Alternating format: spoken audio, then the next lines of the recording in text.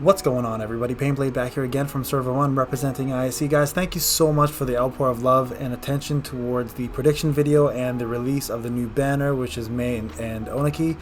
Super excited, obviously. Tomorrow, guys, we should be hitting the maintenance on Sunday night, so MRN and I will be doing the leaks in terms of the skill sets, as I mentioned, so definitely join that live. And then right after that, when the maintenance is over, guys, if it's not too late, of course, I'll be doing a three-way collaboration with Aj4days and Karingan from Server 5, and then we have some crazy things planned out for you guys for the anniversary in terms of collaborations. You guys don't want to miss it. We'll talk more about that, though, when the time gets closer and we know what we have in store from Bandai.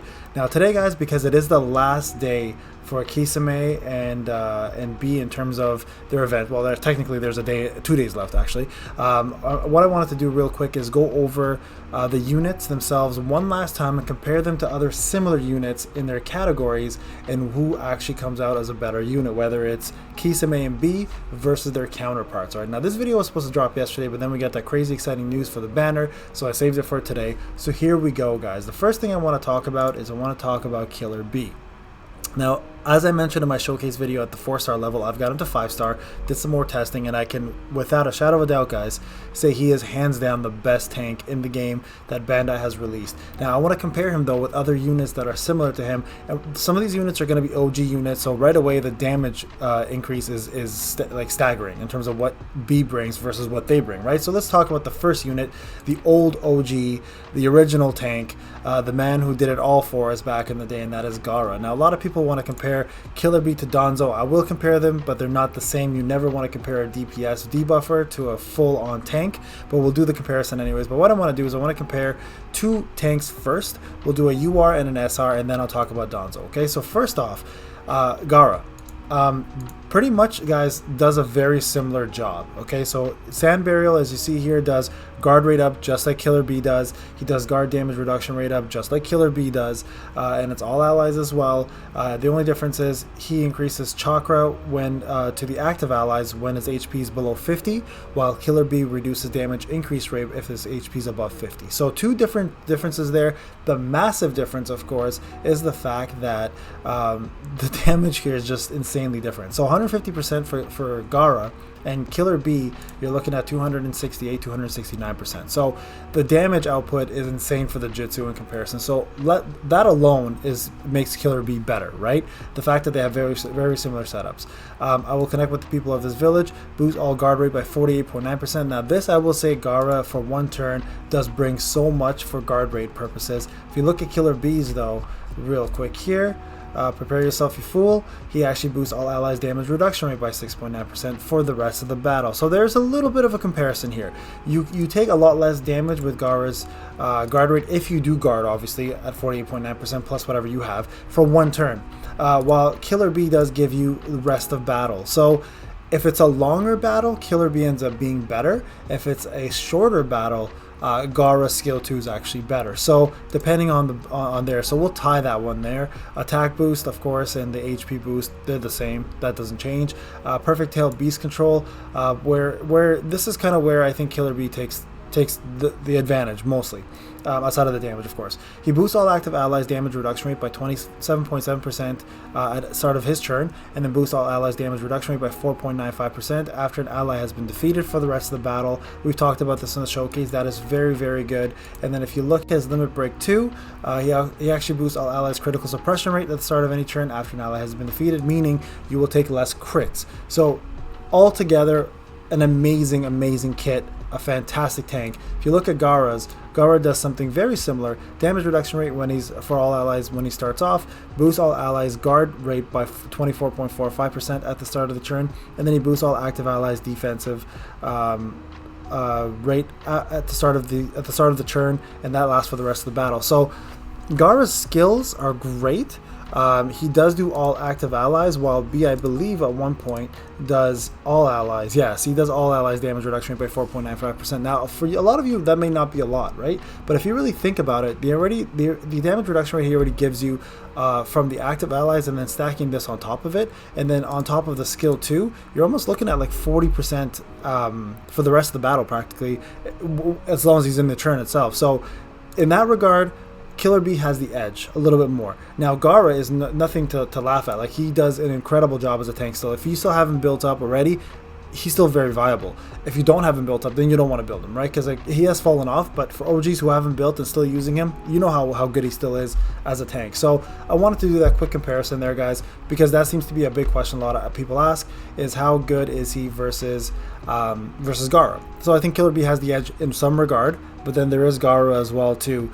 So let's talk about Danzo real quick. So Danzo is someone who a lot of people want to compare Killer Bee to, because he was the first nuking power creep D character. Now Danzo is a much different character than Killer Bee, where Killer Bee gives you buffs, Danzo gives you buffs and debuffs, but from a different variety. So as you see here, he lowers all enemies damage reduction rate rather than damage increase rate. So that alone makes you hit harder. He boosts all allies damage increase rate, so he's making you hit harder again. And then he boosts all allies damage reduction rate, so making you tank a little bit more. So there you have it, guys. He does more. He does debuffs plus buffs, but they're buffs from a damage and a little bit of defense perspective, right? So in terms of that, he is actually a better damage dealer than Killer Bee. So he's a different unit altogether. He won't tank as well. Killer Bee will give your group a lot more tanking abilities. Danzo will actually give you a lot more hitting power, essentially. She'll take care of them all, lowers damage reduction rate again for the opponent by 31.51%. That's a lot, guys. And then Leader of the Foundation, boosts all active allies damage reduction rate. So same as Killer Bee there, but the difference is you also boost all allies guard rate by 17.79% that are active, and they boost all active allies guard damage reduction rate, and lowers all enemies attack and lowers all enemies damage reduction rate when he dies. So in this trait, he's a little more tanky. Alright, so in this trait, he actually gives you a little bit more ability to tank, but again, it's for active allies, and then when he actually dies, that's when he actually ends up giving lowering the attack and the damage reduction rate to the enemy. So again, he's debuffing, he's not necessarily buffing, so it doesn't make him any less tanky than some other tanks out there, but he's not as tanky as Killer Bee. So I just want to give you that quick comparison. And then the last tank, guys, I want to compare is Suigetsu here, the water style Arm of Mighty water jutsu, and that is boosting all allies critical suppression rate. As you know, Killer Bee does it in his LB2, but Suigetsu does it in his jutsu, and he boosts all allies guard rate. So again, we used to call him Mini Gaara for a reason. He does have the critical suppression rate, which is different like Yamato does. Yamato is also another really good comparison, but I've always said this about him from day one, he hits like a wet noodle. So it's just damage wise, there's no comparison. So right away, Killer Bee wins that one. Also boosts all allies guard rate by 30.81%. Again, fantastic, just like Gaara's. Just again, in my opinion, Killer Bee just does more for you, but again, very good skill too. So again, shorter fights, this is better, right, because it's 2 turns. Longer fights, Killer Bee is better because he does it for the rest of the battle. And then Prodigy of the Hidden Mist, boosts all active allies damage reduction rate again, very similar for tanks, boost all allies guard rate at the start of any turn after an enemy has been defeated. So that's actually really good because that guard rate stacks. And then boost all active allies guard rate by 17.58%. So this is all allies, this is active allies. So as you can see here, Suigetsu is a very good option, but again, Killer Bee has an edge. Now, with that being said, guys, it doesn't mean you can't use these units in tandem with Killer Bee. Their buffs will stack. So guard rate will stack, guard damage reduction rate will stack, especially if it's rest of battle stuff. That's stuff you don't have to worry about, right? So these are good units to have together with Killer Bee. But as I said before, it puts Killer Bee up there, in my opinion, as the best tank in the game, not only because of his buffs, but also because of his damage abilities. So that gives him the edge. Okay, so that's Killer Bee for you guys in a nutshell. Kisame. So he is a damage dealing buffing T unit, and I want to talk about 3 different units with him. Okay, so here's my Kisame. We're going to compare Mitsuki, we're going to compare Minato, and then we're going to compare Sai, because a lot of people want to ask about Sai, and he's nothing like Sai, and I want to just get that point across to you guys, okay? So enhancement and gear, let's go into his actual jutsu. So the one thing that he does do, I will say, is he gives himself a lot of chakra when he does his jutsu. He also lowers the damage reduction rate for the enemies, for all enemies especially, so you'll hit way harder, almost at 20% at level 95, and then boost all active allies damage increase rate and boost all allies crit rate for 3 turns. So that's pretty much a full cycle, guys. So he'll continuously do this after his first attempt, right? So from a buff perspective, he is amazing, and he's an amazing to the point where like he's better than Minato, he's better than Mitsuki for his buffing. that's what he's there for, right? So in that regard, he's really good. Are you worthy of shredding? This one decreases the chakra by 800 and increases his own chakra by 1188. Again, this is more of like, hey, someone's about to do a jutsu, I'm faster, so I will reduce that jutsu so they don't get off a jutsu. Instead, they'll do a normal attack as long as you're last and this goes off, right? That will work. So in that regard, in places like Abyss, he'll do really well. And then Tail Beast without a tail, this is a little low in numbers, but it will benefit you if it's a long fight, just like Killer Bee. He boosts all allies damage increase rate by 2.94% at the start of any turn after an enemy has been defeated, and he'll boost all allies damage reduction rate by 3.94%, and then he'll also boost all allies chakra at the start of any turn after an enemy has been defeated. Now this is the one that people compare to Sai, so this is not the same as Sai. Sai gives chakra every turn as long as he's alive, even if he's in rotation or not. That's every turn. There's no other issue besides him dying, right? With Kisame, you actually have to kill an opponent for this to proc, okay? So that's a difference. It is much different than Sai's, where Sai does it every turn. Kisame has to, or somebody has to kill an opponent for this chakra to proc, okay? So there's the difference. I'm not going to bother comparing Sai any further than that. Sai is still the best support in the game. There's nobody like him out there. Don't bother comparing the two. But with that being said, I did want to compare him to Minato. So Minato will do a little bit more damage, okay? And by that I mean, the reason why behind that damage is because he does his actual damage reduction rate prior to him doing his jutsu, right? And he does more damage when he's attacking first. So his multipliers are much higher, plus his damage increase rate is for himself. He's just selfish, but it multiplies every single time he does his jutsu. So in the regard of damage, Minato will be better. In regards to buffing, Kisame is way better. So it depends what you need, right? If you don't have someone like Itachi T Criminal in your team that can buff attack and crit, and you need crit and damage increase rate, Kisame is going to be better for you than Minato. But Minato overall will do more damage, okay? I Can't Fail. I mean, very similar in terms of what Killer Bee offers in terms of numbers. It is for the rest of the battle, but it is, again, for active allies only, where Kisame does a whole different thing. It's Chakra Steal and Chakra Return, so can't compare those two things. And Natural Talent boosts attack by 22.6% for the 3-man cell, which is super high, and his LB2 is actually increasing damage increase rate by quite a bit high number as well, too. So in this regard, guys, Minato's actually better. So overall, as a buffer, Kisame is better, but overall as a unit, Minato is better. I just want to get that out there. Now, let's talk about Mitsuki real quick. All right, Mitsuki here, there he is. There's another unit that a lot of people are comparing to him because they just came out back-to-back banners, right?